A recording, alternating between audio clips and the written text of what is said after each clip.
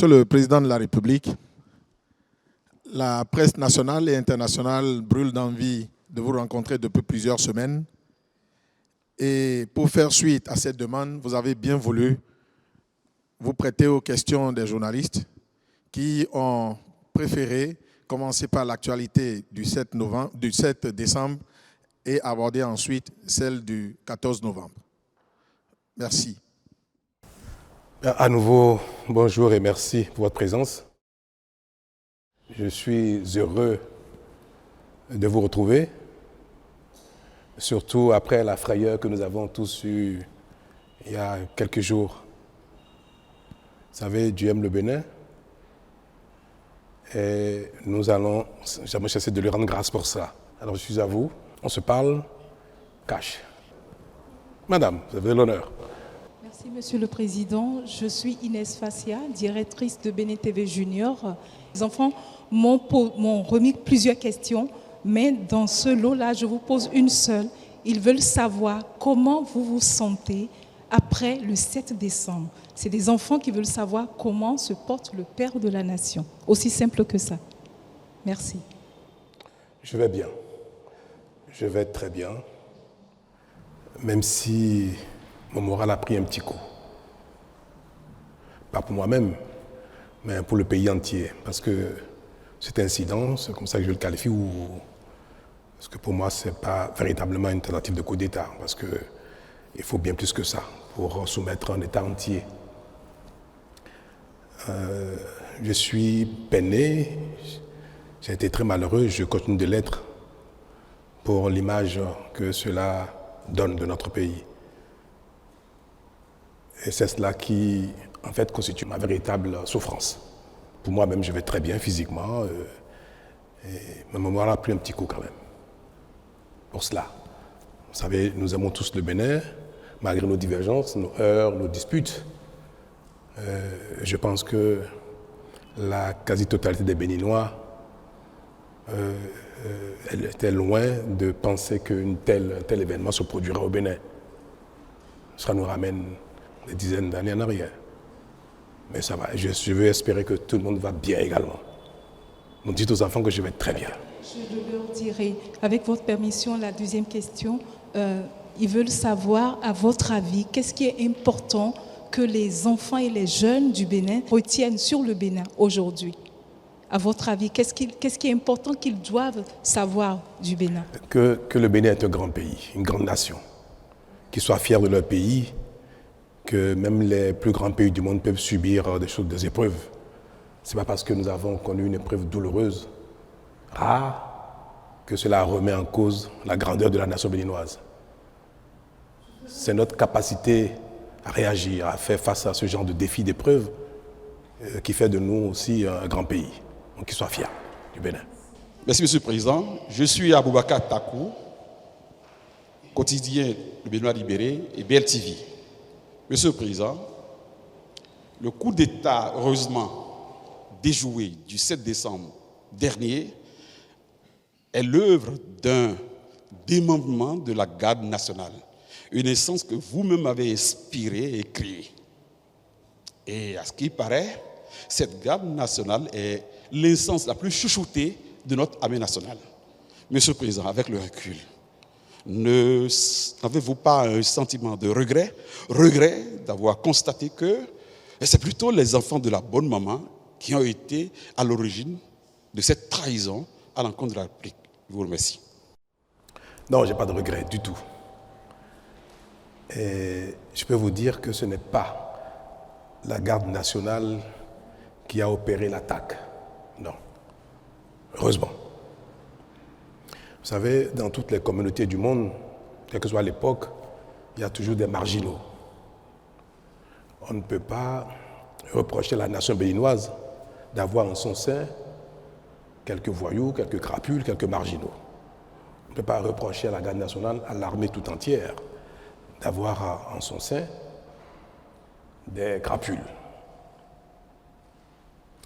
Alors, ce qui aurait peut-être permis de qualifier la garde nationale d'un corps en rébellion, c'est si nous avons pu avoir tout le commandement, ou une partie du commandement. ou du sous-commandement, ou bien une frange importante de l'unité. Mais ça n'a pas été le cas, heureusement. Et ceux qui ont opéré l'attaque n'étaient pas tous, sinon, dans leur grande majorité, ils ne relèvent pas de la garde nationale. Ce sont quelques soldats qui étaient en séjour dans le camp de Togbe pour des formations, pour des mises à niveau, assurées par quelques formateurs de la garde nationale. Et je peux vous confirmer que l'armée béninoise tout entière, et notamment la garde nationale, elles ont été extraordinaires.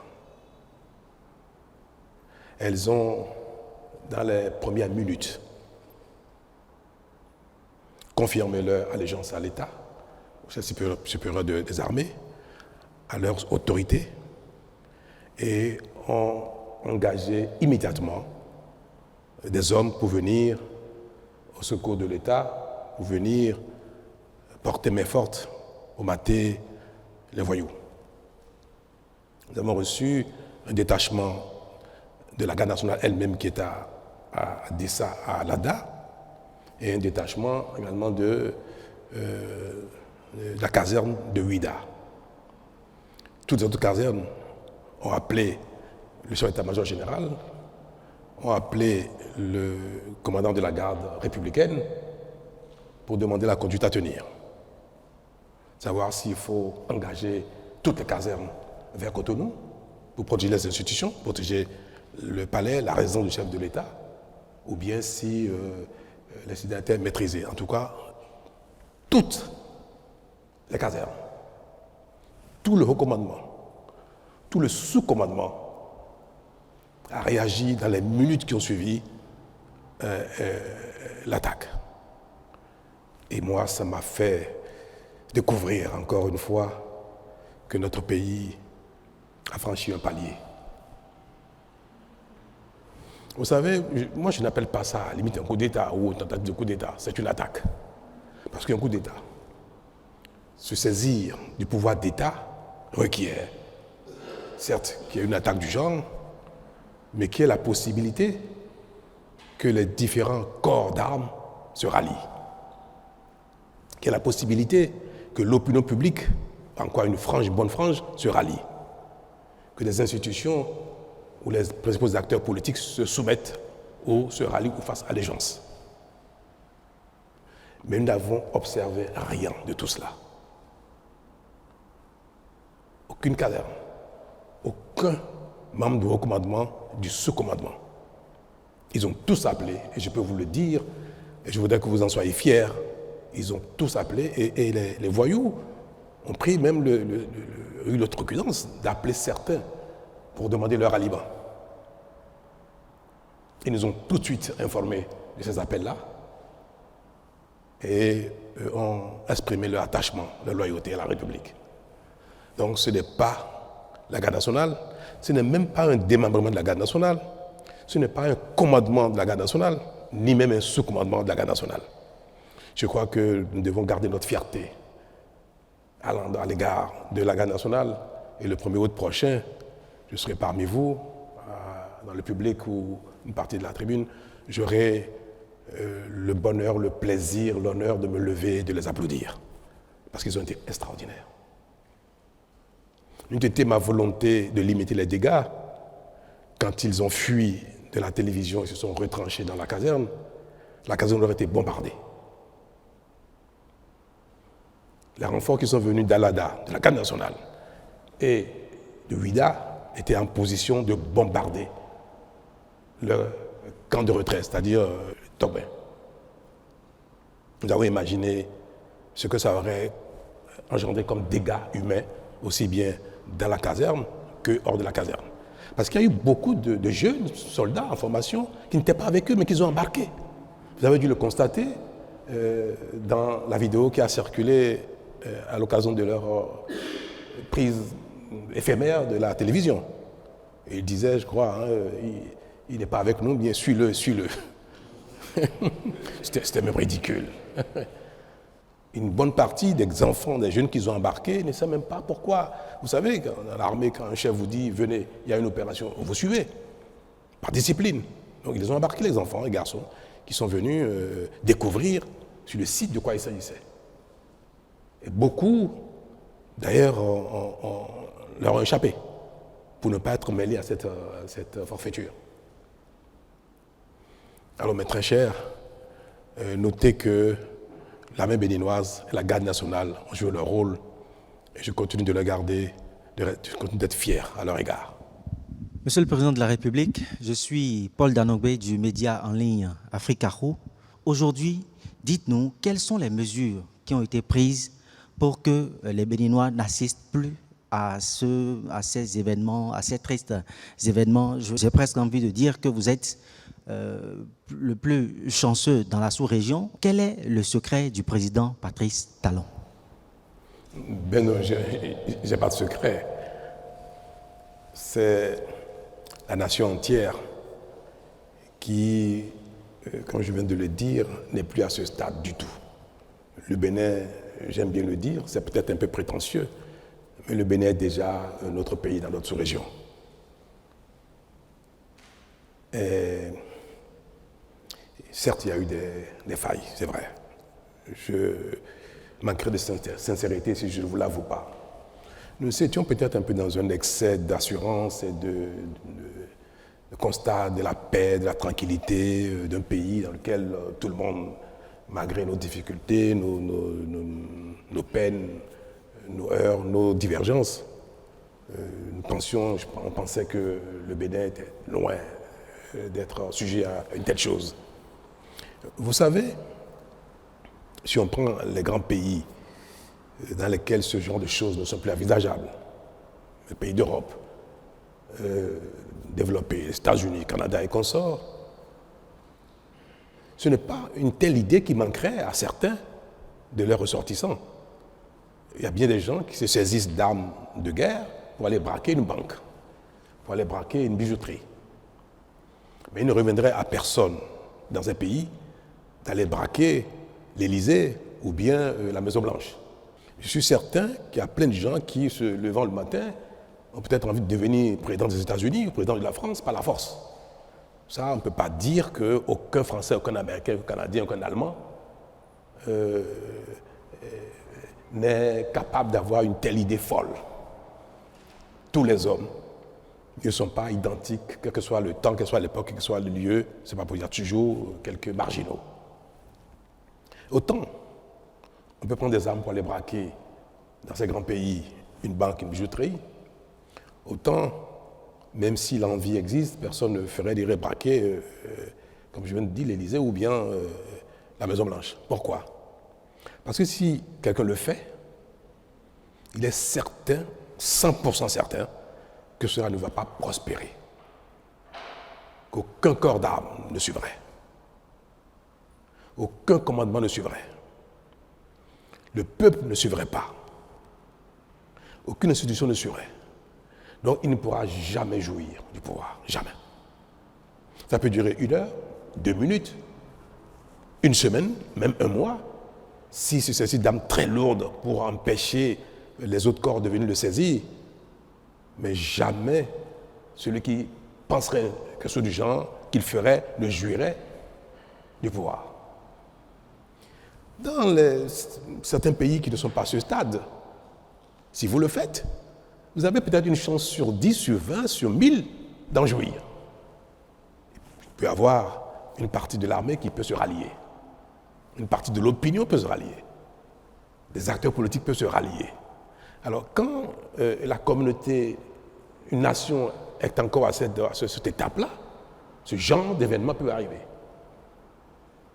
Mais une communauté, une nation dans laquelle tout ce que je viens de citer, les institutions, l'armée, consorts, jamais ne se rallie à une telle aventure, dans cette communauté, il n'y aura jamais de coup d'État militaire ou par la force.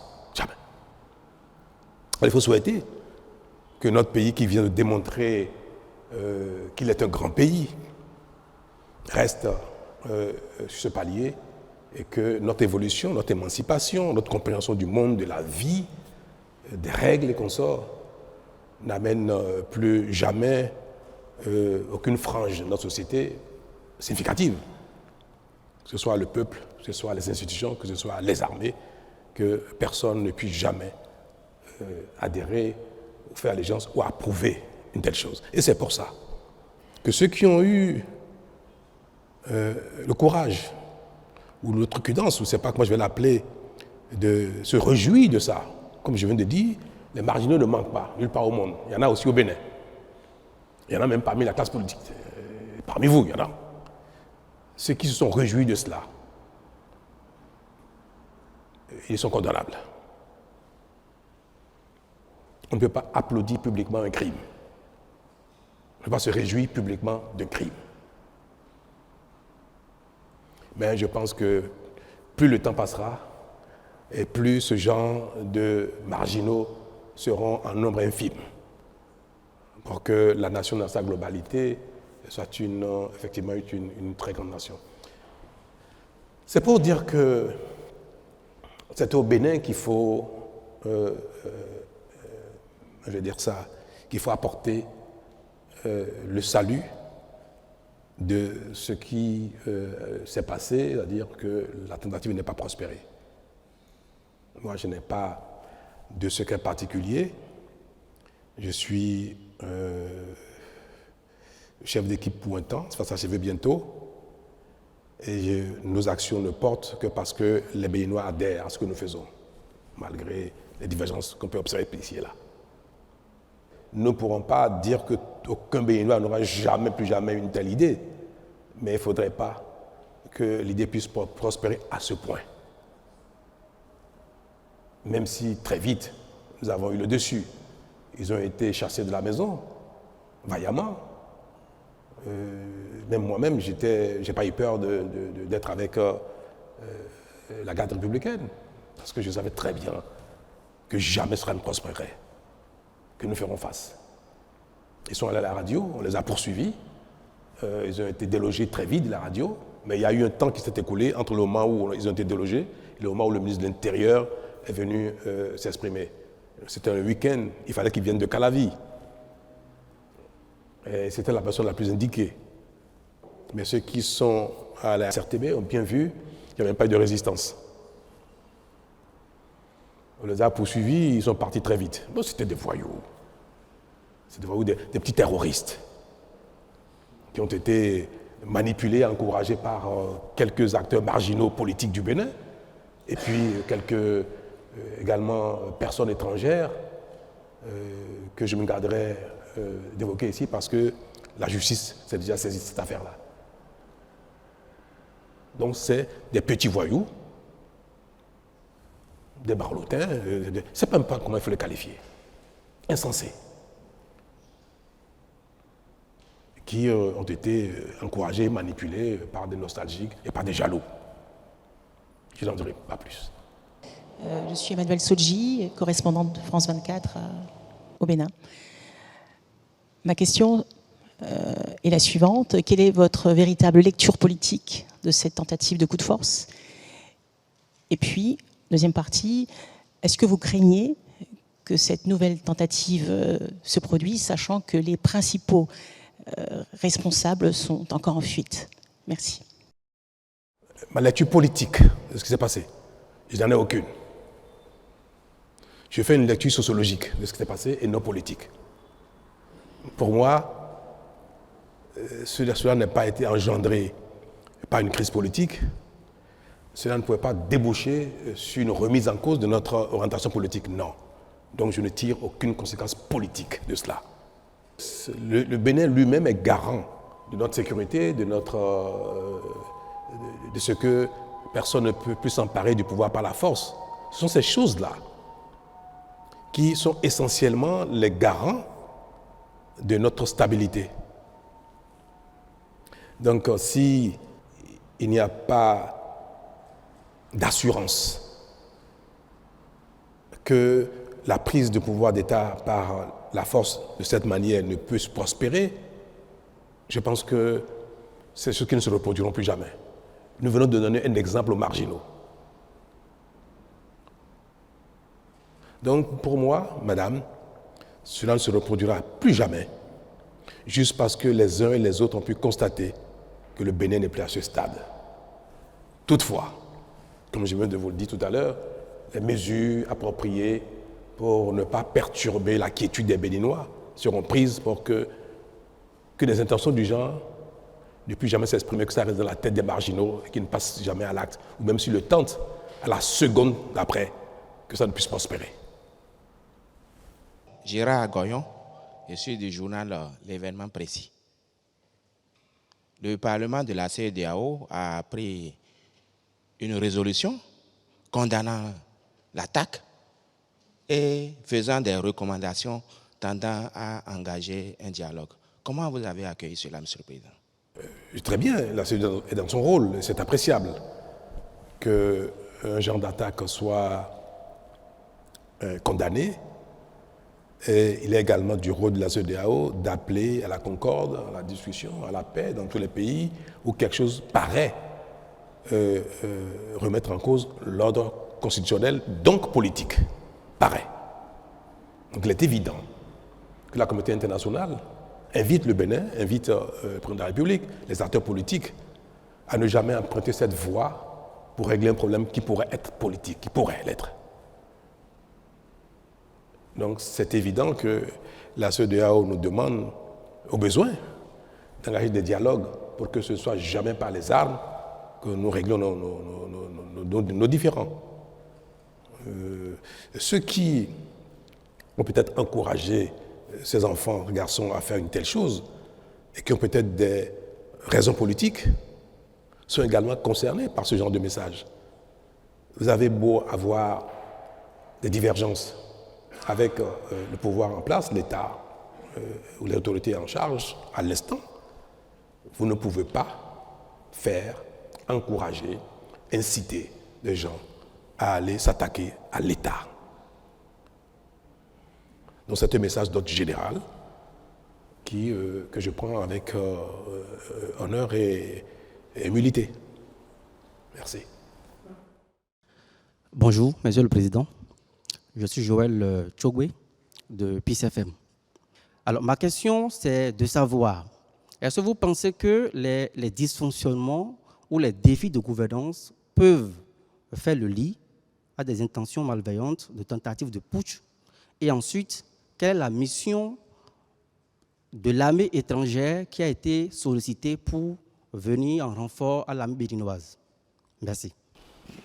Aucune œuvre humaine n'est parfaite. Hein? Donc, ce que vous qualifiez peut-être de dysfonctionnement de l'action publique, c'est vous qui le dites. Moi, je ne sais pas si le mot est approprié.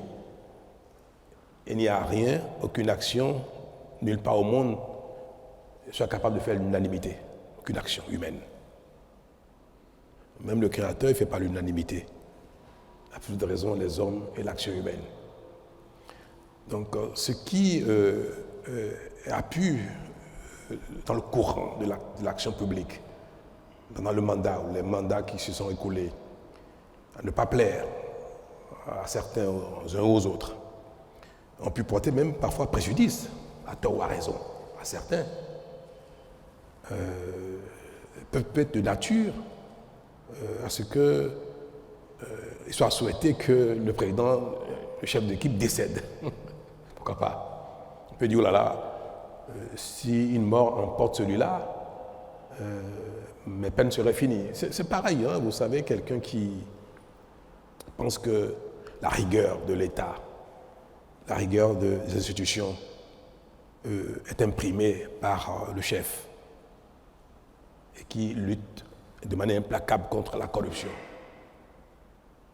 Et si quelqu'un vide la corruption, il peut souhaiter que tout cela s'arrête par la disparition du chef. C'est humain, c'est humain. Donc pour moi, ce qui a pu se passer, même si des acteurs politiques que je qualifie de marginaux ont pu encourager les enfants, les garçons à le faire, je ne considère pas que cela est lié à une dérive de l'action publique, de l'État, dérive de l'autorité en charge de notre destin commun pendant l'instant actuel, que cela soit lié à un dysfonctionnement. Je ne sais pas ce qui serait ce dysfonctionnement-là, donc je ne fais pas cette lecture, comme je viens de le dire. Alors, pour ce qui est de l'intervention de l'armée de l'air du Nigeria, c'est un peu vers midi qu'après avoir analysé la situation en discussion avec les responsables militaires, le patron de la garde républicaine, le chef d'état-major général qui était en France, qui a dirigé les opérations de loin et qui s'apprêtait à prendre le vol et venir à Cotonou. C'est après avoir échangé avec eux que nous avons décidé de faire appel à une frappe, à un pays susceptible de nous aider à faire une frappe chirurgicale. Parce qu'ils se sont retranchés à Togbin avec des armes lourdes, avec des blindés.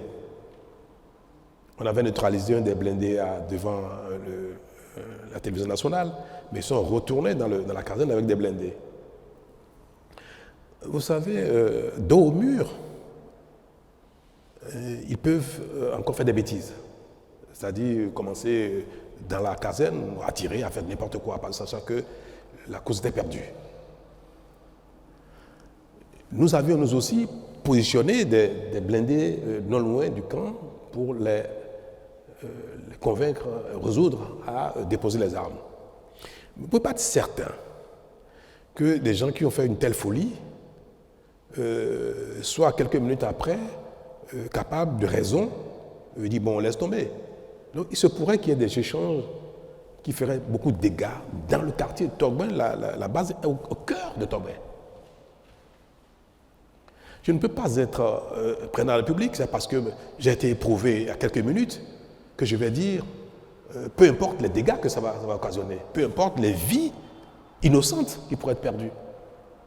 Mais nous avons dit, il ne faut surtout pas que les affrontements entre l'armée loyaliste, l'armée tout court et ces voyous engendrent encore des pertes en vie humaine. On avait déjà perdu 2 personnes. À cette heure-là, je savais déjà que l'épouse du général Bada était déjà décédée, je le savais déjà. Je savais déjà qu'on vient de perdre un des soldats de la garde républicaine. Je venais de voir un deuxième qui a reçu une balle qui a brisé complètement le bras. Donc pour moi, nous étions en train de perdre déjà 3 personnes. Est-ce que ces voyous, il faut les bombarder, les anéantir et les tuer? Nous avons aboli la peine de mort au Bénin. Nous n'allons pas, par nos armes, tuer des gens qui sont dans le crime. Il faut les arrêter, les condamner, mais pas les tuer. Il ne faut pas non plus tuer d'autres soldats qu'on savait très bien dans le camp, mais non partisans de cette affaire-là. Quand je viens de vous dire, suivez-les, ils sont avec nous. On savait déjà qu'il y avait plein de gens dans le camp qui n'étaient pas avec eux. Des gens dans le camp nous appelaient. On a eu des appels de soldats dans le camp qui disaient, mais non, on n'est pas concernés, ce qui se passe, c'est pas bien, et comme ça, qui n'étaient pas avec eux. Il faut préserver ces vies-là. Ne disposons pas d'aéronefs susceptibles de faire des frappes ciblées pour détruire 1 ou 2 de ces blindés, parce que c'est leur seule arme, c'était ça. Ce sont des armes puissantes, en face desquelles il fallait déployer la même force de frappe. C'est vrai, nous étions en supériorité. Toute l'armée béninoise, avec une vingtaine de garçons, c'est vite fait. Mais il y aurait dans tous les cas, si on avait utilisé nos armes, il y aurait eu des dégâts. Il y a un type d'arme dont le Bénin ne dispose pas. C'est des aéronefs susceptibles, très haut, de faire une frappe millimétrée. Peut-être que les temps à venir, nous allons l'acquérir. Mais vous savez, nous venons de loin et nous consacrons nos ressources à nous assurer du minimum. Notre stratégie de lutte contre le terrorisme, de préservation de la sécurité intérieure du pays, requiert des acquisitions assez spécifique. Les terroristes n'utilisent pas des blindés. Nous ne pensons pas que le Bénin irait un jour en guerre contre les pays voisins. Si on a beaucoup d'argent, on achèterait tout et n'importe quoi. On n'a pas beaucoup d'argent. On achète ce qui est utile, important, impératif pour nous. Donc avoir des avions qui coûtent très cher, à l'achat, à l'entretien, à l'utilisation, pour tirer sur des blindés, autant le Nigeria peut disposer de cela, autant ce ne serait pas raisonnable que le Bénin investisse des centaines de milliards pour acheter de telles armes, même si l'utilisation peut s'avérer nécessaire à certains moments de la vie, comme vous venez de l'observer. Pour préserver Togben, le quartier et les vies humaines, il fallait faire appel à une telle arme pour neutraliser un ou deux blindés de tête afin qu'ils comprennent qu'ils sont totalement nus et qu'ils se rendent. Donc vers midi, nous avons décidé de solliciter le Nigeria. Nous savions, le commandement militaire béninois savait que nos amis nigérians disposaient de tel équipement. On leur a fait appel via la CEDEAO, via le président Tinubu lui-même en personne, et nous avons opéré les formalités nécessaires de la journée pour que ce soit une intervention qui se fasse dans le cadre de la CEDEAO, normée, bien précis, et nous avons dit dans quel cadre nous voulons le faire, et nous avons rassuré les Nigérians que cela éviterait beaucoup de pertes en vie humaine. Le président Tinubu a été rassuré de cela, parce que il ne faut pas, pour neutraliser une dizaine de gars, vingtaine, tuer des centaines d'autres. Donc c'est exclusivement à cet effet que nous avons sollicité les appareils qui sont venus opérer. Ils ont fait 2 frappes. Ça suffit pour que ce qu'on espérait s'est bien passé. C'est la débandade. Donc nous avons eu raison d'avoir fait ce choix-là. Le président du Nigeria a souhaité envoyer une troupe terrestre. Vous savez, quand vous êtes éprouvé, il est de bon ton de ne pas refuser l'aide, même si vous n'en avez pas besoin. Les règles de courtoisie requièrent cela. Vous êtes éprouvé, on vous dit, on va vous aider. On envoie des hommes.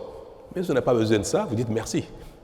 Donc on a reçu les troupes terrestres qui sont arrivées vers minuit, 1h du matin, alors qu'on n'a pas besoin de ça. J'étais déjà passé à la télé moi-même, dire que les Béninois pouvaient vaquer à leur occupation le soir même. Pourtant, l'armée nigériane est venue par voie de terre à minuit. Nous avons installé, ça montre que la coopération fonctionne bien une fois de plus.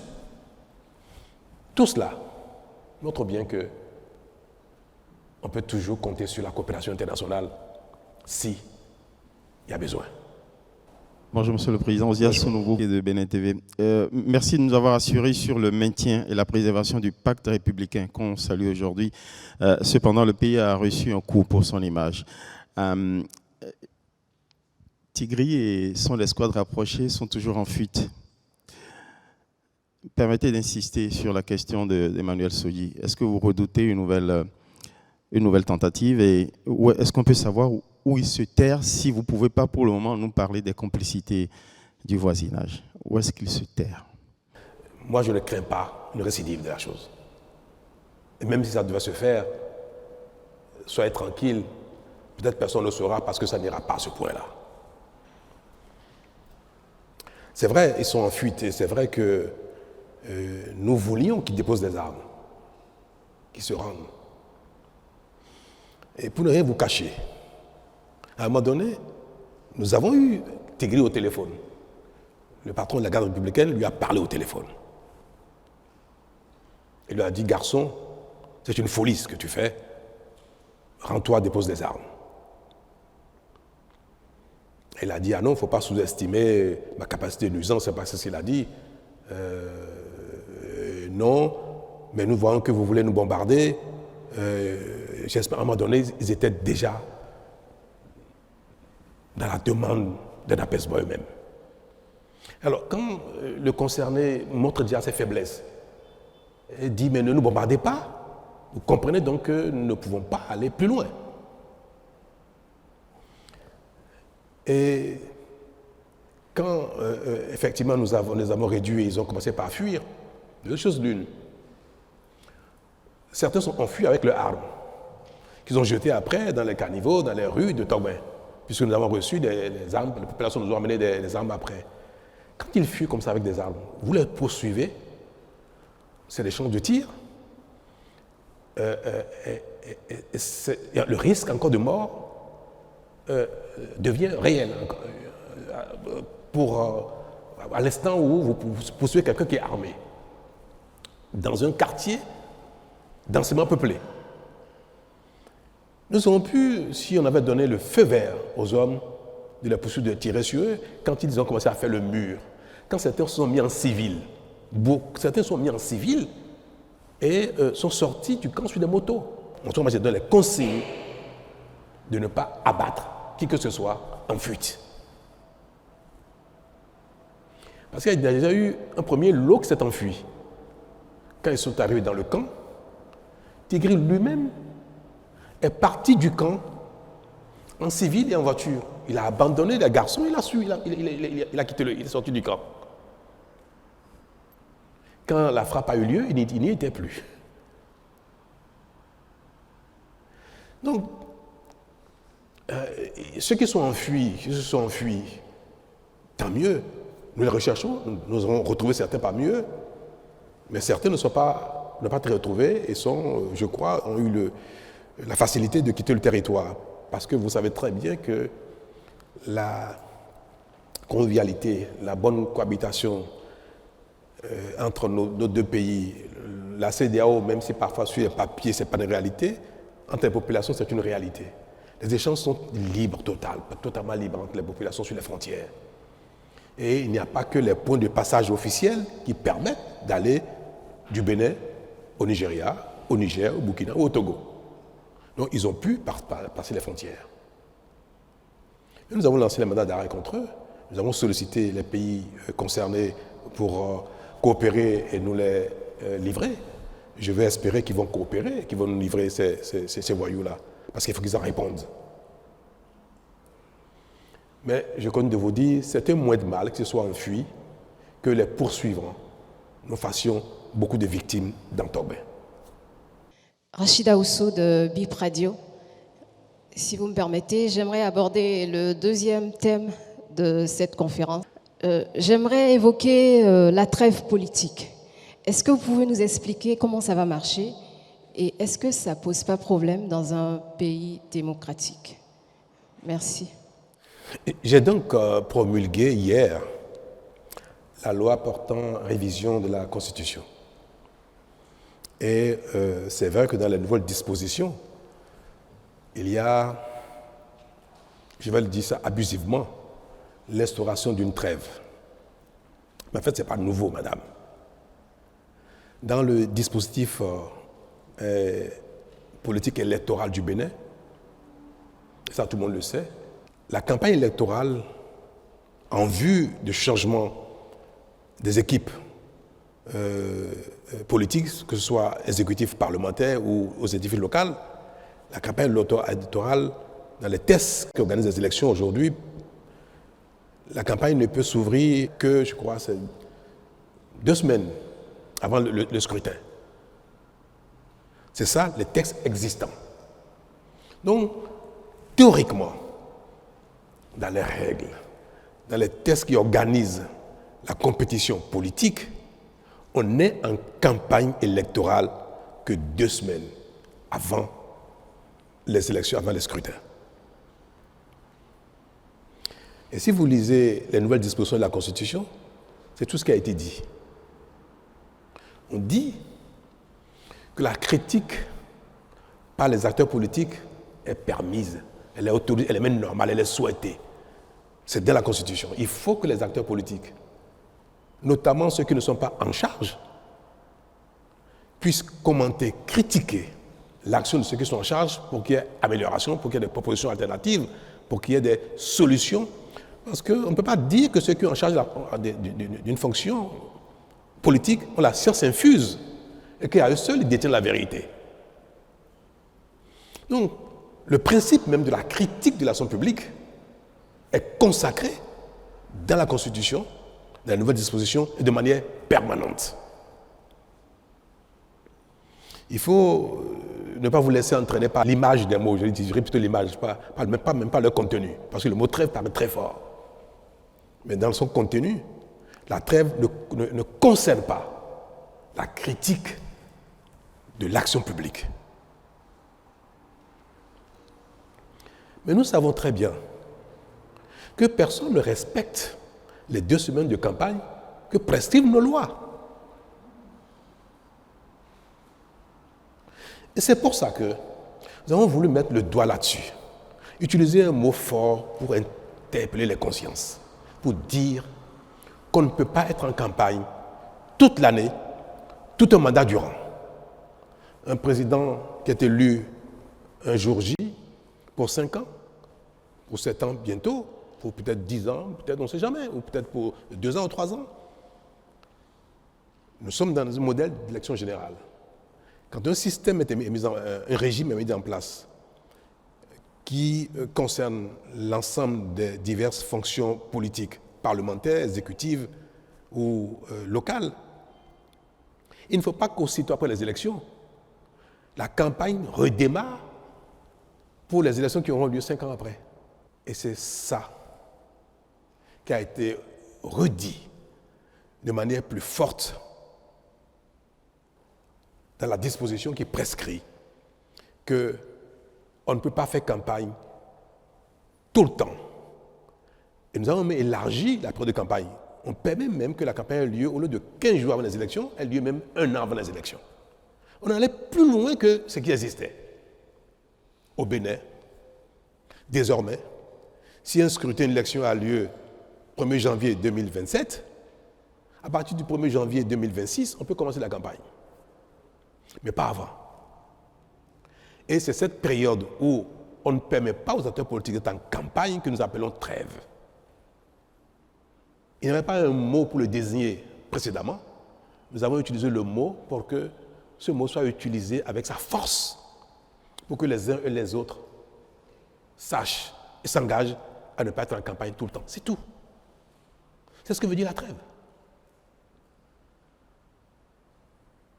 Nous en faisons un foin terrible parce que nous sommes habitués à ce que même quand les textes existent, qu'on ne les respecte pas. Il a suffi qu'on mette le doigt dessus, qu'on dit « oh là là, on va nous interdire de parler ».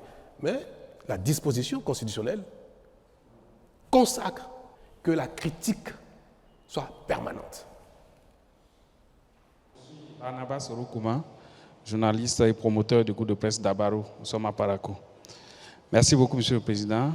Au lendemain du vote de la loi portant révision de la Constitution, le gouvernement a fait une tournée dans le pays pour expliquer aux populations le contenu de cette nouvelle loi. Qu'est-ce qui ressort de cette tournée?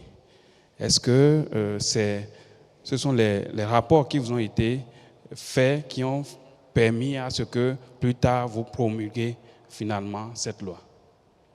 Je vous remercie. Moi, j'ai été consulté par les partis politiques. Cette loi qui a été votée n'a pas été votée dans mon dos. Je vais vous le dire. J'ai été consulté et le ministre de la Justice a participé au débat. Et nous avons fait des amendements. Donc, ce qui a été voté était parfaitement en phase avec notre vision. Et je change beaucoup avec les partis politiques qui appuient l'action gouvernementale. Je n'exerce pas la fonction tout seul. Je suis en concertation permanente avec les partis politiques qui nous accompagnent. Et d'ailleurs, des lois à caractère politique ne peuvent pas être votées sans qu'il n'y ait quand même une certaine discussion, convergence de point de vue entre les acteurs politiques qui soutiennent l'action du président et lui-même. Donc, je ne vais pas me dérober sur la question, j'ai été bien informé et j'ai participé à sa rédaction. J'ai même fait des suggestions d'amendements. Vous savez, les dispositions de la révision de la Constitution sont quelque chose de sensible. Vous me direz pourquoi on n'a pas fait ça avant. Et moi, je vais vous dire une chose. Et ça me caractérise, même si tout le monde le sait déjà. C'est quoi le rôle d'un leader? C'est quoi le rôle d'un leader? Un leader politique, un leader religieux, un leader social, un leader d'une cause donnée. C'est quoi son rôle? C'est de réfléchir à ce qu'il faut et de le partager, certes, avec sa cible, ses concitoyens, quand il s'agit de leaders politiques, mais aussi c'est surtout d'oser proposer des solutions aux problèmes qui se posent à la communauté. Donc un leader, ce qu'on attend d'un leader, ce n'est pas simplement tout le temps d'aller recueillir ce que veut la communauté pour mettre en œuvre, point barre. Mais sinon, quel est notre rôle? Quelle est la compétence? Quelle est l'énergie? Quel est le savoir-faire? Quelle expérience nous mettons au service de nos concitoyens si nous ne pouvons rien leur proposer? J'estime qu'il est de notre devoir de faire l'analyse de nos conditions de vie, de l'environnement international, national, et de proposer les solutions les plus indiquées pour que le pays avance. Si je dois attendre que les solutions viennent de mes concitoyens qui, dans leur quotidien, s'occupent de ceux qui les concernent directement et que ce pourquoi ils m'ont élu, ce pourquoi ils ont élu les députés, il faut qu'on se dérobe pour aller leur demander, mais sur telle situation, qu'est-ce qu'il faut faire? Mais c'est une faillite. Non, il ne faut pas se dérober.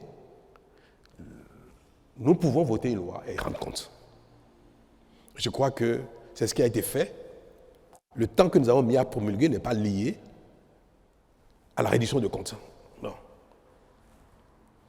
Il fallait que la Cour constitutionnelle se prononce sur la conformité de la loi par rapport à la Constitution. Mais j'ai voulu, par respect au peuple, j'ai voulu quand même que tout de suite, dès que la loi a été votée, j'ai voulu que le peuple soit informé de cela, nonobstant la procédure de validation par la Cour constitutionnelle en ce qui concerne la constitutionnalité de la loi. Bonjour Monsieur le Président, Oui. le Sénat. Quels sont ses pouvoirs réels? Beaucoup pensent que c'est une institution que vous avez créée qui se place au-dessus des institutions qui existent et que c'est également pour placer le futur président de la République sous tutelle. Et est-ce que vous êtes le futur président du Sénat? Le Sénat, tel qu'il a été défini, paraît une invention béninoise, n'est-ce pas? J'ai entendu dire qu'il n'y a aucun élu au Sénat, que le Sénat n'a aucune légitimité. Pourtant, le Sénat a un rôle important. Je veux vous dire que c'est vrai, chacun imagine, invente ce qui lui convient, ce qui est conforme à ses besoins, à son histoire, à sa réalité. Mais il est rare que les idées même les plus belles, les plus innovantes ou novatrices relèvent d'une exclusivité. Dites-vous une chose, quand vous pensez à quelque chose de très bien, quelqu'un a déjà pensé à ça. C'est rare qu'on soit vraiment les seuls à avoir une idée novatrice. Le fait que ce soit un parlement de gens désignés, de compétences, d'expérience, de sagesse, existe ailleurs dans le monde. Vous le savez, non? Le Bénin n'est pas le seul pays dans lequel le Sénat est composé à 100% de personnes désignées, aucun élu. Le Canada. Le Sénat du Canada, il n'y a aucun élu dedans. Ils sont tous désignés. Ce n'est pas le Canada qui nous a inspirés. Hein. C'est vrai que la connaissance du monde peut parfois nous amener à faire nos analyses de manière circonstanciée. Le rôle qu'on a voulu donner au Sénat requiert que ce soit un Sénat de personnalité. Pour jouer ce rôle tampon, pour jouer ce rôle d'apaisement, pour jouer ce rôle de régulateur de la vie politique. Au Bénin, il n'y a aucune institution qui régule, qui apaise, qui tempère les ardeurs politiques. Ça n'existe pas. Et pourtant, c'est notre plus grand problème. Ce sont les heurts politiques qui créent des histoires. Ce sont les différences politiques qui même empêchent l'action politique efficace. Il n'est pas inutile qu'il y ait dans la République un conseil de sages. Nous avons appelé Sénat parce qu'il a quand même un petit rôle législatif. Et le thème consacré pour les institutions qui partagent avec l'Assemblée le pouvoir législatif, ce thème standard, c'est le Sénat. S'il n'y avait pas le moindre rôle législatif dans les attributions du Sénat, on aurait peut-être appelé le Conseil des sages.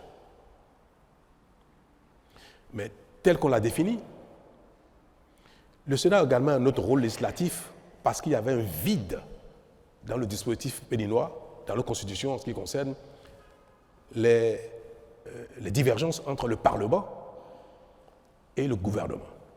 Vous savez, au Bénin, le président de la République, le gouvernement, peut également initier des lois qu'on appelle projets de loi. Le Parlement initie proposition de loi. Dans tous les cas, que ce soit projet venant du gouvernement, venant du président de la République, ou proposition venant des députés, c'est le Parlement béninois seul au Bénin qui vote la loi. Une fois que la loi est votée, si le président de la République n'est pas d'accord avec certaines dispositions qu'il estime non pertinentes pour l'action publique, pour la gouvernance du pays, pour l'efficacité de l'action publique, le président de la République peut demander une deuxième lecture. Et il dit, à l'occasion, il demande que telle disposition soit modifiée dans tel ou tel sens. Il peut suggérer même d'introduire de nouvelles dispositions dans la loi qui a été votée. Et le Parlement se réunit une seconde fois et une dernière fois sur la loi en question pour prendre en compte, pour analyser, pour examiner les demandes du président de la République. Le Parlement est autonome, souverain. Il a beau recevoir les demandes du président, il a beau recevoir ses commentaires, le Parlement peut ne pas suivre la demande du président de la République et voter la loi telle qu'elle avait déjà voté la première fois, ou voter différemment, en tout cas, peut ne pas donner suite à la demande du président de la République. C'est la réalité législative au Bénin. Mais nous sommes dans un régime présidentiel où l'ensemble de l'action publique, de développement, d'organisation, de sécurité, de financement, tout cela relève des prérogatives du président de la République. Quand il y a divergence majeure entre le président de la République, entre le gouvernement et le Parlement, il peut y avoir un blocage. Et on l'observe dans les grands pays où ils ont un système bipolaire, où le pouvoir est véritablement partagé entre un Parlement, je vais donner l'exemple de la France, entre le Parlement et le président de la République. Parce que ce n'est pas un régime parlementaire, c'est un régime présidentiel, mais qui partage son pouvoir exécutif avec la majorité parlementaire. Il peut y avoir des blocages terribles. Le Bénin n'est pas dans un régime du genre, mais quand même, les lois peuvent être votées sans l'approbation ou sans prendre en compte les demandes ou les exigences du président de la République. C'est bien pour la démocratie, mais parfois pour les pays comme les nôtres, ça génère des paralysies ou ça génère des perversions. Et c'est surtout les perversions qu'il faut craindre. Pendant longtemps, pour ceux qui ont la mémoire des choses, pour voter les lois au Parlement, ce sont des valises d'argent qui vont à Porte-Novo. Vous avez oublié ça apparemment. Pourtant, ça date d'à peine 10 ans. On en parlait de manière confortable. C'est devenu quelque chose de courant. Ça ne gênait plus personne. les lois, toutes les lois pratiquement, en tout cas les lois majeures, notamment si c'est une proposition de loi venant du gouvernement, il faut payer avant que le Parlement ne vote. C'est une proposition de loi dans laquelle le président ou le gouvernement a un intérêt particulier sur une disposition particulière. Elle a beau être pertinente, s'il ne paye pas, ce ne sera pas voté. Les valises d'argent circulaient entre Cotonou et Porto-Novo. Tout le monde le savait, ça. Et ça nous convenait bien. Nous étions tombés dans une perversion qui est devenue quelque chose de sport national, comme la plupart de nos travers. Hein. Mais j'ai été très vite confronté aussi à cette demande-là. J'ai dit, avec moi, pas question. C'est fini ça. Moi, je suis venu pour réformer. Et c'était l'une des raisons pour lesquelles j'avais dit, je ferai un seul mandat de réforme et ça me suffira parce que je considérais qu'il fallait combattre nos tares, nos perversions, nos vulnérabilités et que cela allait améliorer la population publique. La bonne gouvernance, allait instaurer la bonne gouvernance. J'ai combattu, j'ai refusé. Mais ce n'est pas n'importe qui résiste à ça. Mais j'ai entrepris, moi, honorablement, de parler avec la classe politique entière, tous les partis existants, y compris la FCBE d'alors, en proposant un pacte, en proposant qu'on travaille ensemble. Une partie a accepté, d'autres ont reçu le dictat de leur chef. Non. Mais j'ai réussi à recomposer une majorité au Parlement pour accompagner l'action publique, mon action. Je ne peux pas, parce que moi je suis chanceux, parce que je suis parfois un peu kamikaze, je ne peux pas voir des imperfections, des choses graves qui génèrent des travers et en partant dit, bon, tant pis, moi je m'en suis sorti, le reste on verra bien. C'est mon pays. C'est le pays de mes enfants, mes petits-enfants, de vos enfants, de nous tous, de mes concitoyens, les gens de mon village, les gens du village voisin, les gens du village lointain. Bref, c'est le pays de mes concitoyens. Et si Dieu me donne une longue vie, je serai béni encore peut-être pendant quelques années et je vais subir la gouvernance de mon pays. Donc, je ne peux pas voir quelque chose mérite d'être corrigé, quelque chose est une faiblesse, une tare, une perversion, et laisser ça ainsi. C'est pour ça qu'on a suggéré qu'il y ait un organe qui soit capable d'arbitrer entre le président de la République et le Parlement en cas de blocage, au cas où une loi serait votée par le Parlement. Le président de la République demande une deuxième lecture. Le Parlement ne tient pas compte de la demande du président. Donc, il y a deux positions. Et cela peut être une loi importante. C'est vrai que les lois de finances, la Constitution a prévu les voies et moyens pour contourner les blocages. Mais il y a plein d'autres lois qui sont d'importance pour la République et qui parfois font l'objet donc de blocages entre le Parlement et le gouvernement. Nous avons dit qu'il peut y avoir un conseil de sages, de sachants, les gens qui ont été au Parlement, qui ont été dans la fonction, qui ont été à la Cour constitutionnelle, sont des personnalités diverses qui peuvent examiner la demande du président, la loi votée par le Parlement et dire le Parlement a raison, le président de la République a tort, ou bien le président de la République a raison, c'est le Parlement qui a tort.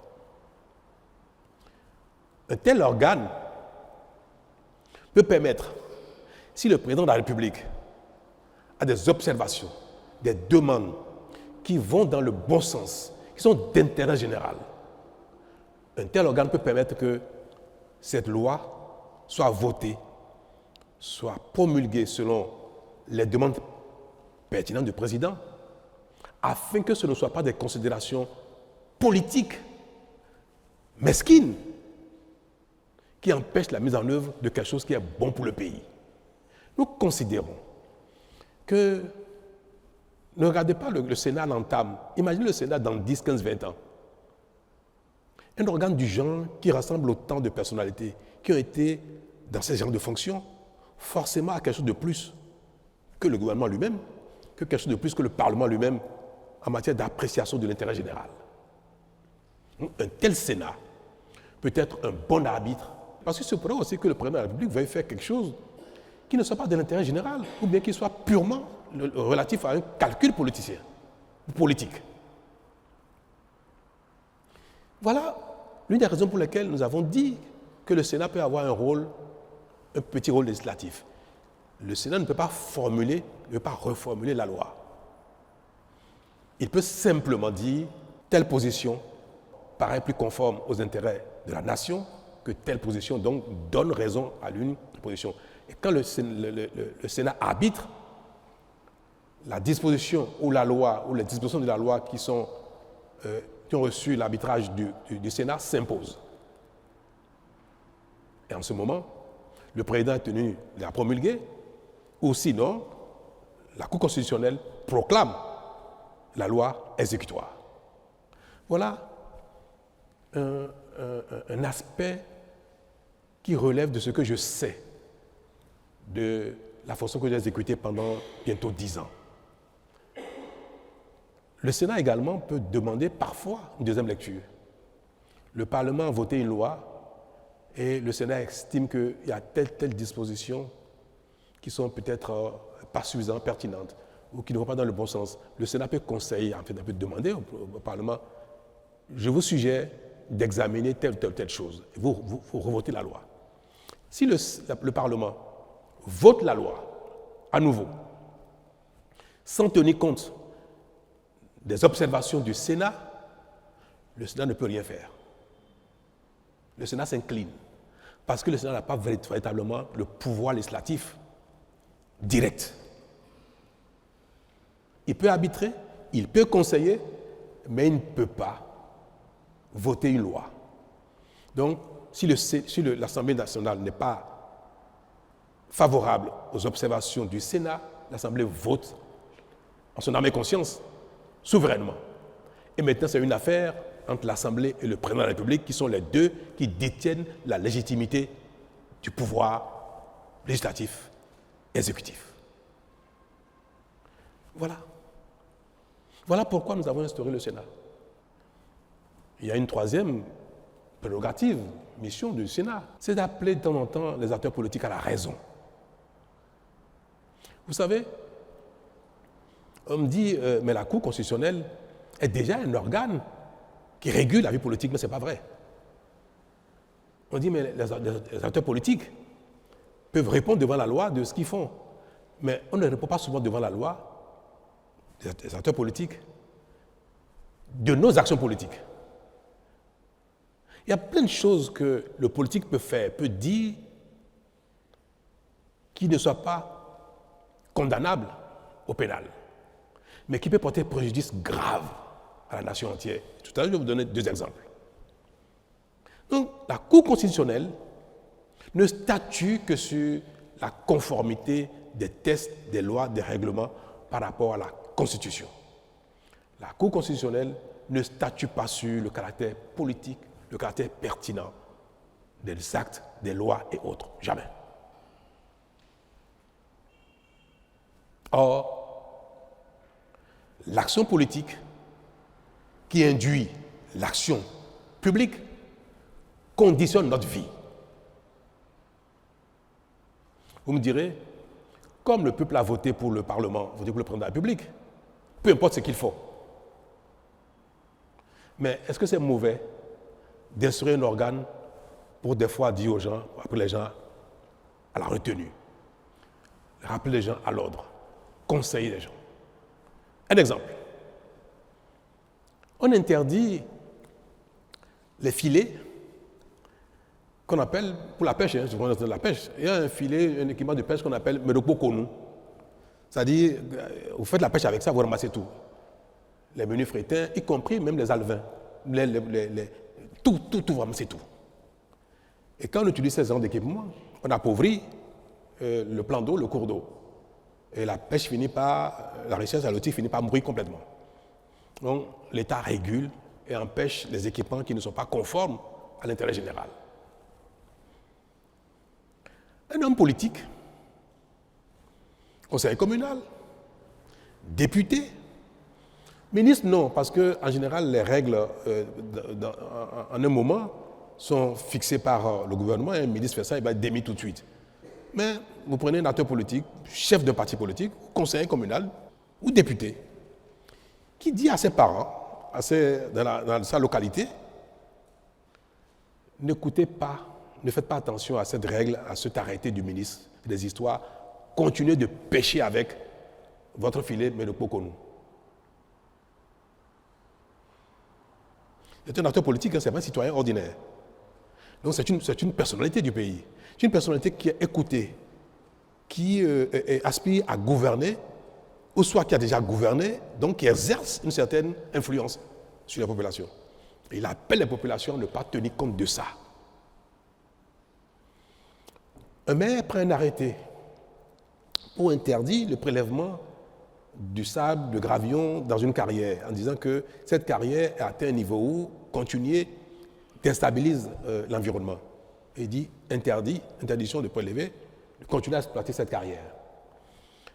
Un homme politique arrive et dit, il dit n'importe quoi lui, continuez. Alors, qu'est-ce qui va se passer? Si la personne continue, elle va répondre devant la loi après. C'est elle qui va payer, qui va sanctionner par la loi. Si le pêcheur continue d'utiliser son équipement de pêche et qu'il est confondu de cela, c'est lui qui va être pénalisé. Et parfois, il va y avoir une rébellion sur l'eau. La police fluviale va sur l'eau pour contrôler les filets et les populations vont se soulever contre la police fluviale. Coups, blessures, désordre et même parfois perte en vie humaine. Le véritable auteur, c'est qui? C'est l'homme politique. Mais aller devant la justice, en pénal, correctionnel, c'est un délit. Il appelle des gens à ne pas respecter la loi. Vous êtes magistrat. On vous présente un acteur politique qui a appelé les populations à ne pas respecter la loi, contester la loi. Et il va dire, non, moi j'ai seulement critiqué la loi. Mais il conteste la loi, il soulève les gens contre la loi. Vous ne pourrez pas le condamner pénalement. Vous avez du mal. En plus, un acteur politique. Voilà les limites. Je ne suis pas juriste, autrement je ne suis pas magistrat et consort, mais je vis au quotidien ce genre de choses, je suis face à ce genre de situation. Où un homme politique va dire ça, et il va être devant la loi, mais ce n'est pas lui qui a fait la bêtise. Ce n'est pas lui qui a pêché avec un filet. Lui, il a simplement dit aux populations, mais j'estime que le test de loi, le règlement ou l'arrêté qu'on sort était excessif ou bien n'est pas pertinent et qu'on sort, je n'ai dit que ça. Mais ça, ce n'est pas condamnable. C'est ni un délit, ni un crime. Il faut que les juges aillent très loin pour aller trouver la culpabilité pénale d'un tel comportement politique. Et ça fait des dégâts énormes dans nos communautés. Il y a des choses qu'un citoyen lambda peut dire. Tant qu'il n'a pas un frein, il n'a pas commis un délit, il peut continuer de le dire. Parce qu'on n'arrête pas les gens, on ne pousse pas les gens juste parce qu'ils disent cette loi-là, moi je ne vais pas la respecter. Un citoyen le dit ça, on ne le fera rien du tout. Il conteste la loi alors qu'il n'a pas le droit. On n'a pas le droit de contester les tests, les règlements, les lois de la République. On peut les critiquer, on ne peut pas les contester. Pour les contester, il faut aller devant les juridictions qui ont la compétence de recevoir les contestations et de statuer pour dire « Ah, le citoyen a raison, telle loi, tel règlement, tel décret n'est pas conforme à l'ensemble du dispositif positif légal de notre pays. » Mais en dehors de la contestation devant la juridiction, théoriquement, personne n'a le droit de contester l'autorité de la loi, des règlements, dès lors qu'ils sont en vigueur. Donc, que les citoyens, même si on ne doit pas le faire, qu'ils contestent l'autorité de la loi et des règlements, on ne peut pas mettre les gens en prison pour ça. Mais qu'un acteur politique, une personnalité politique, qui a de l'influence, qui aspire à gouverner, qui a même déjà gouverné, fasse de telles choses, Ce n'est pas pénalement qu'il faut régler ça, il faut régler ça politiquement, il faut l'appeler à la raison. Il faut qu'il y ait parfois, un observatoire pour dire tel ou tel, ce que vous faites pour un politique, pour un chef de parti, pour un ministre, pour un député, pour un conseiller communal, ce n'est pas bien parce que vous remettez en cause l'ordre global. Le Sénat a aussi ce rôle-là, de pouvoir interpeller les acteurs politiques sur des choses qui sont contraires à l'intérêt général, qui sont contraires à la sécurité, qui sont contraires à la paix. Quand un homme politique dit « Moi, je vais appeler les miens, ils vont venir si vous allez vous affronter sur le terrain. » D'un homme politique, ce n'est pas bien. Mais est-ce que vous allez le poursuivre en pénal pour ça? Parce qu'il a dit « Je vais appeler les miens, ils vont venir s'affronter. » Non. Ce n'est pas tout qui est pénal. Il faut éviter aussi d'amener les acteurs politiques systématiquement devant la loi parce que ça crée trop de problèmes. Ce qui n'est pas convenable politiquement. Il faut qu'il y ait un organe pour leur dire « ce n'est pas bien ce que vous faites. Ne faites plus ça, ne dites plus ça. » Et si là, les personnes refusent, récidivent, vont jusqu'à demander qu'il y ait un coup d'État, vont jusqu'à demander à ce qu'il y ait la guerre civile, vont jusqu'à demander que les populations s'affrontent. Là, on peut dire, ah non, là, vous exagérez. On peut prononcer même une sanction politique contre ces personnes-là. C'est tout.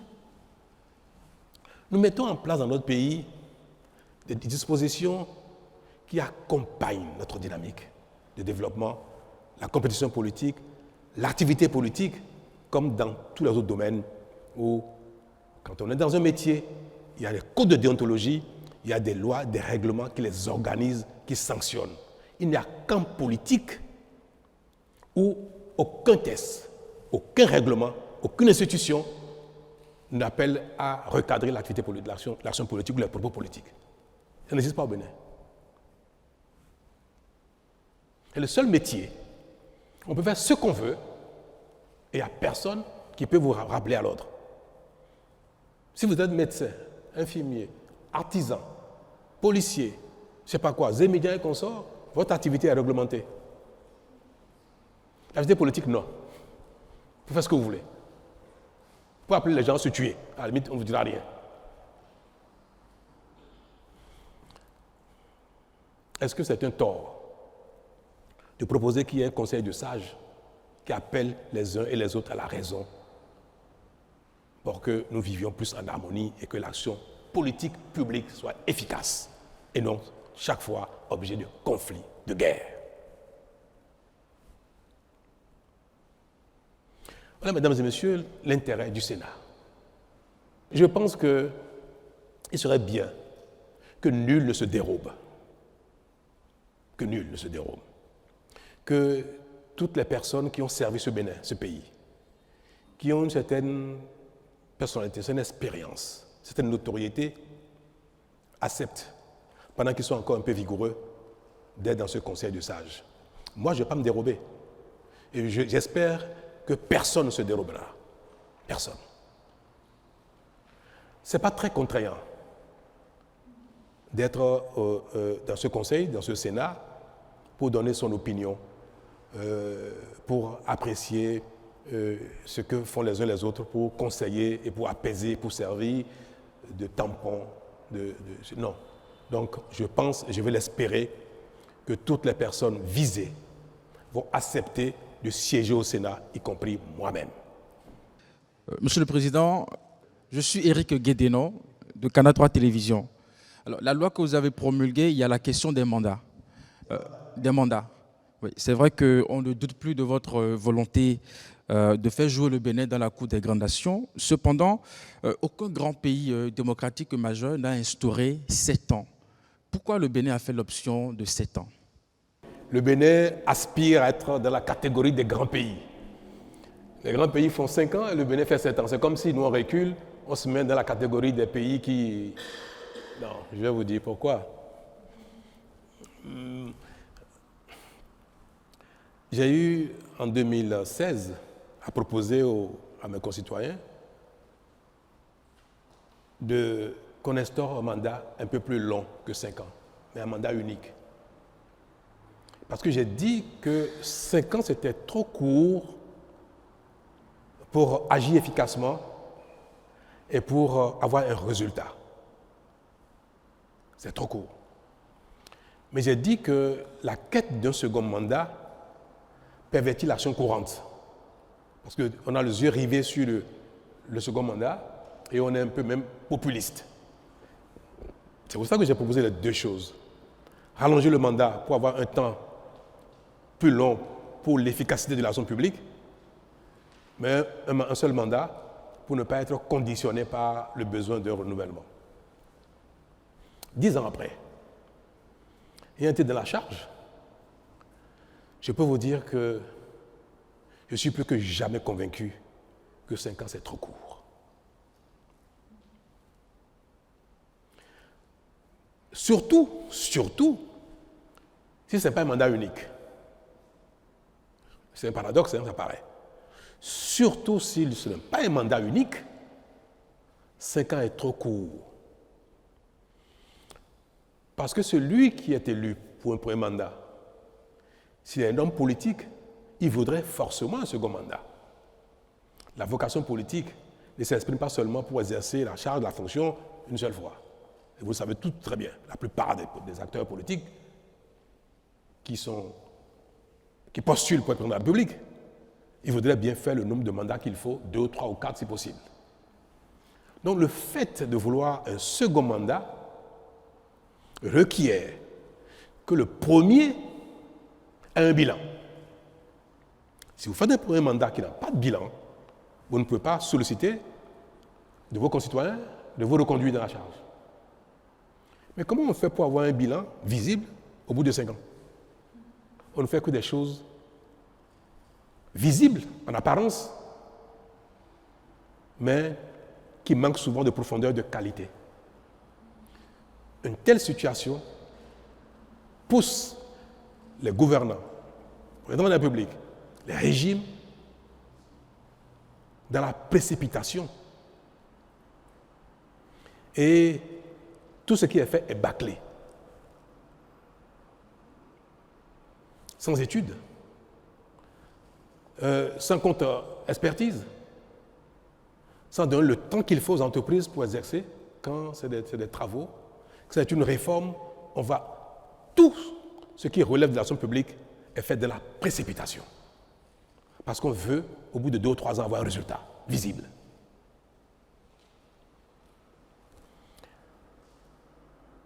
Les pays qui font 4 ans, les grands pays, 4 ans, 5 ans, c'est des pays dans lesquels tout est déjà fait.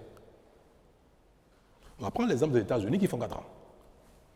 L'exemple de la France qui est passé de 7 ans en 5 ans. Mais quand vous écoutez les attentes des populations aux États-Unis, en Allemagne, en Italie, en France, c'est quoi l'attente des populations? Quelle est leur demande face aux acteurs politiques? Quand vous écoutez l'offre politique des acteurs politiques italiens, espagnols, français, canadiens, américains, quand vous écoutez leur offre politique, de quoi ils parlent? Vous n'entendrez jamais les populations françaises, américaines ou italiennes demander de l'eau à leurs acteurs politiques. Il nous faut de l'eau, jamais. Qui a déjà entendu ça une fois dans les réclamations des populations en France ou aux États-Unis? Jamais. Vous n'entendez jamais demander de l'électricité. Ils ne demandent jamais la route. Ils ne demandent jamais des hôpitaux. Ils ne demandent jamais les écoles. Même pas les universités. Peut-être des centres de recherche. Pourquoi? Parce que l'eau, ils l'ont déjà depuis longtemps. La route, ils l'ont depuis longtemps. L'électricité, les gens naissent avec ça, ils ne s'imaginent pas que ce soit un bien particulier. C'est une banalité. Vous n'entendez pas les gens dire, dans ma région, je veux une université. Les gens ne demandent pas ça. Les populations vont dire, nous voulons lutter contre l'immigration. Pour qui on va voter pour qu'il combatte l'immigration? Pour qui on va voter pour qu'il assure notre sécurité dans les quartiers, dans les villes? Sécurité. Lutte contre l'immigration. On va entendre Nous ne voulons pas aller à la retraite à 65 ans, on veut continuer à la retraite à 60 ans. Des choses qui relèvent du confort de vie et non des fondamentaux de survie même, d'existence. Nous sommes sur 2 planètes différentes. Nous sommes dans 2 mondes différents. Le président américain, jamais quelqu'un lui demandera « Oh, électricité, consort, école et consort », jamais. Lui va parler d'impôts. Il va parler d'immigration. Il va parler de la rivalité avec la Chine. À la limite, on peut élire un président américain pour 1 an. C'est suffisant. Parce qu'on veut qu'il prenne des mesures tout de suite contre l'immigration. Un décret suffit. Une fois qu'il a pris le décret, il peut dire bye-bye. Il a satisfait les besoins de ses électeurs. Une fois qu'il a fixé le taux de douane sur ce qui doit venir de la Chine partout et il peut dire bye-bye, j'ai fini. Donc, le temps d'action pour un président américain, 1 an peut suffire pour qu'il satisfasse les demandes de sa population. 1 an peut suffire. Si vous allez en France, il faut combien de temps à un gouvernement pour voter la loi, prendre les décrets pour mettre la retraite à 60 ans, 65 ans, 70 ans? Il ne faut pas 2 ans, il ne faut pas 5 ans. Il faut combien de temps pour prendre un texte pour modifier les conditions d'immigration en France? Pas du temps. Alors, nous imitons des gens qui n'ont pas du tout le même problème que nous. Alors que pour construire des routes, quand vous voulez, on attend de vous, dans chaque localité, qu'il y ait des routes dans chaque localité.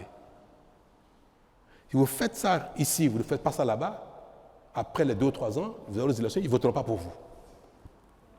Vous n'avez rien fait pour eux, pour la route. Moi, je suis arrivé, j'ai espéré qu'au bout de 5 ans, j'aurais atteint 80-90% de couverture en eau potable.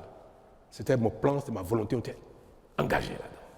Il y a encore des endroits où on dit, mais on a demandé de l'eau, vous êtes venu ici en campagne, on n'a pas eu l'eau. Certains n'ont pas eu de marché, pas eu de stade. Nous avons une course contre la montre. Ça a été terrible. Moi, j'ai pris 20 ans en 5 ans. Ouais, je n'étais pas comme ça il y a 10 ans. Et quand je regarde ma coupe de vieillesse, je vois que je suis sorti de la courbe. J'ai vieilli plus vite que je devais l'être.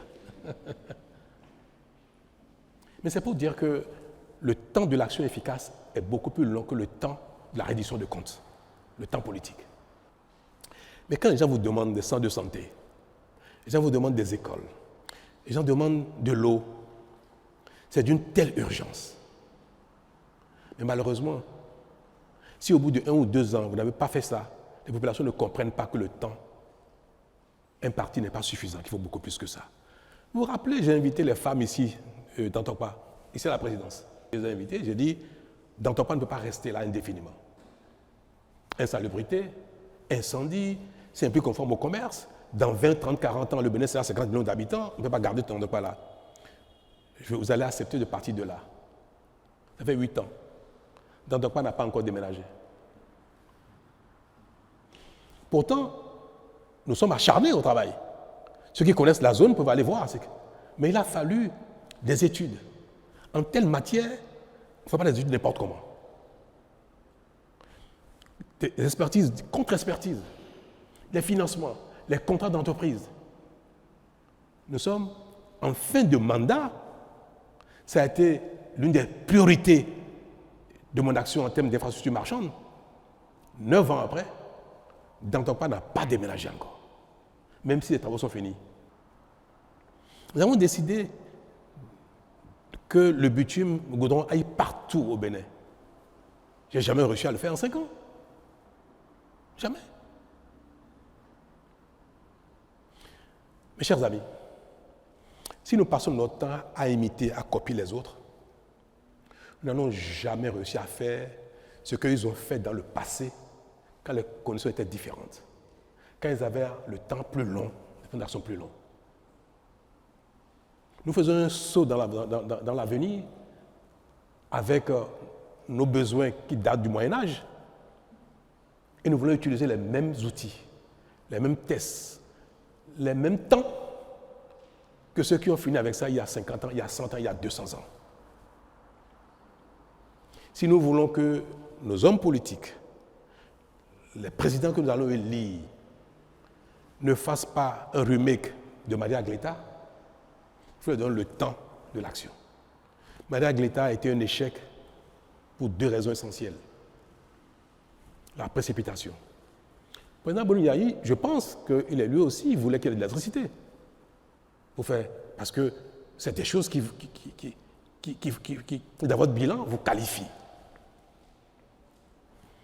Tellement ils étaient pressés qu'ils sont adressés à des gens incompétents. Ils n'ont pas le temps d'apprécier la compétence de ceux qui leur font des études. Ils n'ont pas eu le temps de demander des contre-expertises pour voir si c'est pertinent, sur les choix technologiques qui ont été proposés. Les vendeurs d'illusions, il y en a partout dans le monde. Vous êtes pressés, on va vous vendre n'importe quoi. On a donné un temps de réalisation qui était trop court. Même si la corruption a été un élément. Mais je pense que l'élément fondamental d'un tel échec, c'est le défaut d'études pertinentes, le défaut du temps nécessaire pour une bonne expertise et le défaut du temps nécessaire pour la construction d'une unité fonctionnelle qui marche et qui est capable de traverser le temps. Et des erreurs comme ça, on en a commis partout. Vous avez vu les vidéos sur l'Assemblée nationale, Porte Nouveau, qu'on ne peut pas habiter parce que c'est trop dangereux, qui a été démoli maintenant. Les études ont été défaillantes. Qu'elle a été construite sur la base d'une étude qui avait beaucoup de faiblesses. Il y a des choses qui requièrent 1 an, 2 ans d'études. Gambier, c'est un endroit pittoresque qui peut servir le tourisme. Mais les conditions d'hygiène et de vie n'y sont pas. Maintenant, on a fini de faire le réseau d'eau. Subaquatigan, sous l'eau.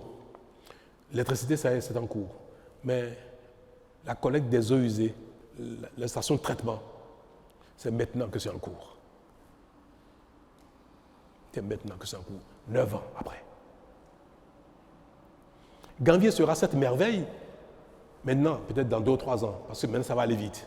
Mais il a fallu peut-être 10 ans d'études, d'expertise, de contre-expertise. Le temps de l'action est un temps long en ce qui concerne nos besoins.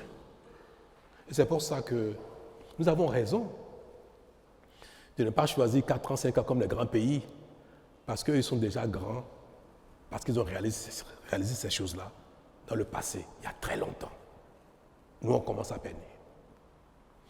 Je vous en prie, donner 7 ans à un régime est un temps moyen suffisant pour avoir des résultats. Quand on regarde le minimum de temps requis pour la plupart de ce qui relève de nos besoins, des besoins de nos populations. On me dira, mais quand le président il est mauvais, 7 ans, c'est pas trop long. Là également, on a tort. Quand le temps est court, il ne permet ni au mauvais de faire quelque chose, ni au bon de faire quelque chose. Que vous soyez bon ou mauvais, quand le temps est court, vous ne faites rien. Quand le temps est long, est suffisant, celui qui est bon fera quelque chose. Celui qui n'est pas bon, il ne fera rien. Mais ça ne change rien pour celui qui est mauvais. Donc le président qui n'est pas bon, le gouvernement qui n'est pas bon, que le temps soit suffisant, ou trop court, ou trop long, il ne fera rien. Mais il ne faut pas qu'à cause de lui, on vote une disposition qui empêche ceux qui sont bons de faire des bonnes choses. Non, on regarde le mal pour empêcher le bien de se faire. En fait, voilà comment je dis ça, la disposition philosophique qui nous guide ici, dans les pays où nous sommes confrontés au manque de confiance, au manque d'efficacité. Comme peu de gens sont bons, alors on met en place des dispositions qui empêchent tout le monde d'être bon. C'est le paradoxe du humain. Non, donc, c'est pas parce que de temps en temps, la communauté aura des présidents qui ne sont pas bons, qui ne sont pas efficaces, qui ne sont pas pertinents, qui n'ont pas de bonne vision. Ce n'est pas pour ça. qu'il faut considérer que jamais il n'y aura de bons présidents et en conséquence, on met des tests en place qui ne donneront jamais la possibilité à quelqu'un de bien inspiré de faire des choses pour satisfaire nos besoins.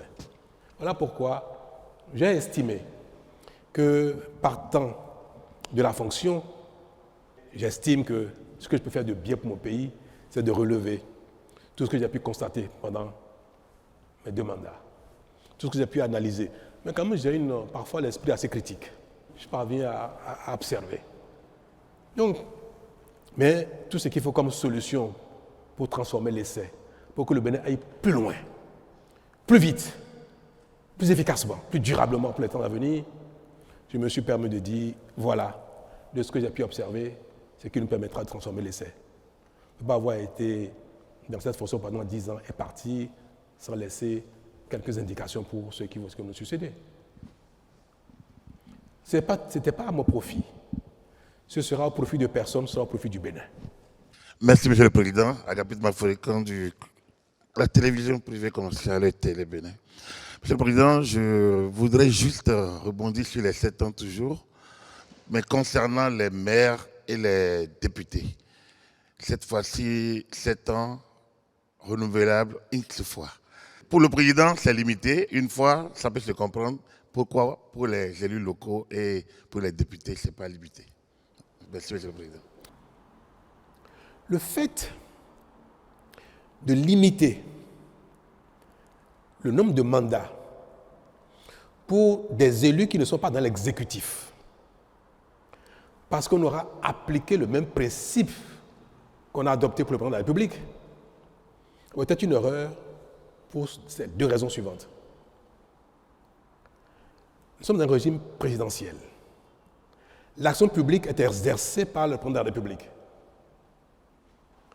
Tout ce que je viens de dire, le bilan, le temps d'action, l'efficacité dans le rôle, l'énergie qu'il faut pour mettre tout ça en œuvre, c'est requis pour le président de la République, mais ce n'est pas requis pour un député. Est-ce qu'on est d'accord? Donc nous sommes en fait dans 2 champs différents de compétences, 2 champs d'exigence, 2 champs de disponibilité différents. Ce qui justifie qu'un président de la République ne va pas rester longtemps parce qu'il va s'écléroser, il va se fatiguer, sa vision, il va rester enfermé dedans, il ne va pas pouvoir faire les corrections qu'il faut, il est dans l'action. Et pour ça, il ne faut pas qu'un homme s'éternise au pouvoir. Mais par contre, le député le plus efficace, qui va avoir le plus de pertinence dans l'action parlementaire, c'est le député qui a de l'expérience. Et on peut l'observer. Les parlementaires sont plus pertinents dans les analyses, dans les suggestions, dans les propositions, dans les analyses comparées, quand ils ont de la matière, quand ils ont de l'expérience. Donc, on prive le pays de ce que les gens ont pu capitaliser comme expérience politique et qui est requis dans l'action parlementaire, qui est requis dans l'action législative. Voilà une raison suffisante pour dire qu'on a appliqué les critères de prendre la République aux autres alors que ce n'est pas du tout la même chose. La deuxième raison, c'est la démotivation que cela peut générer dans l'animation de la vie politique et dans l'appartenance au parti politique. Celui qui ne peut plus être un élu, il est démotivé, il n'est plus engagé, il n'est plus actif. Est-ce qu'il faut systématiquement qu'il y ait un renouvellement systématique des acteurs politiques ou bien il faut qu'il y ait un renouvellement mérité? Est-ce que c'est parce que d'autres attendent qu'il faut nécessairement dire ceux qui ont déjà été acteurs politiques quitter la scène que les autres montrent? C'est une façon d'amener, de faire la promotion, non pas par le mérite politique, mais pas simplement le principe de renouvellement systématique. Ce n'est pas en toute chose dans la vie que le renouvellement systématique est un bienfait, est pertinent. Il y a bien de domaines dans la vie où il ne faut pas renouveler les gens de manière systématique. Un médecin qui a capté de l'expérience, vous dites qu'il est trop vieux, dès que quelqu'un sort de l'école, il faut qu'il le remplace. Si on fait ça, on va tuer la qualité de la médecine. Vous direz que comparaison n'est pas raison. Mais je peux vous dire que si on veut que les partis politiques se renforcent, restent dans la durée, concourent à la stabilité politique, concourent à la continuité de l'action publique, il faut que ce soit les populations qui décident pour qui ils vont voter. Il faut que ce soit les partis politiques qui décident de qui va monter de rang, de cran, de palier, en raison de son intelligence, de son génie, de son engagement, de son militantisme et de ses mérites, au lieu de rendre cela systématique. On a fait une erreur. J'estime que celui qui est bien né doit pouvoir corriger ses erreurs sans qu'on ne lui répète 2 fois. Merci, Monsieur le Président de la République. Franck Aounon de Canal 3. Alors, je voudrais savoir quel est le contenu de la critique qui est consacrée par la Constitution. Qu'est-ce qu'on y met concrètement? Merci. On n'y met rien du tout. La critique, c'est la critique. Seulement que la Constitution recommande aux acteurs politiques, notamment ceux qui ne sont pas en charge à un moment T, leur recommande qu'en critiquant, de proposer des solutions. Si vous dites que quelque chose n'est pas bon, vous êtes un acteur politique. Parce que c'est facile de dire, vous prenez un test pour organiser la pêche, ce que vous avez dit n'est pas bien. Vous ne voulez plus qu'il y ait des filets de tel type, vous avez pris un règlement, un arrêté pour le faire, ce n'est pas bon pour telle raison. Voilà plutôt la solution qui permet de régler le problème de non-approvisionnement de nos cours d'eau. Mais si vous dites que ce n'est pas bon, point bas, ne faites pas ça, et la population ne fait pas, ce n'est pas bon, ce n'est pas, pour un acteur politique, ce n'est pas bien. D'autant que nous voulons que par la Constitution, on veut réserver aux acteurs politiques la gouvernance du pays. On les privilégie. On dit, ce sont les partis politiques. Ce sont ceux qui ont un parcours politique qui vont gouverner le pays. Alors, si on leur donne ce privilège, il faut aussi qu'on leur dise quels sont les contreparties qu'il va avoir. Critiquer, mais proposer. Même pour l'humain que nous sommes, critiquer sans proposer, c'est de l'insulte. Ou alors, quand vous critiquez, vous dites, je ne sais pas comment il faut faire, hein, mais je pense qu'il y a peut-être mieux à faire. C'est déjà une façon différente de la critique que souvent les acteurs politiques n'ont pas. Donc, cher monsieur, la Constitution n'a pas limité le champ de la critique.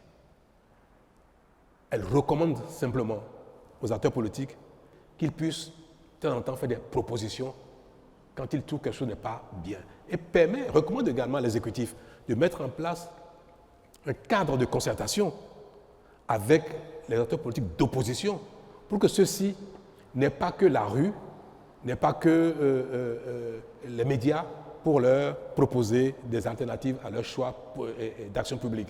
Donc, la Constitution a recommandé 2 choses. À celui qui est dans l'exécutif, de créer un cadre de concertation, et recommande que celui qui n'est pas dans la charge, de pouvoir faire des propositions concrètes quand il estime que l'action n'est pas bonne, mais la critique, elle est libre. Et pour les politiques, et pour les citoyens simples. Merci.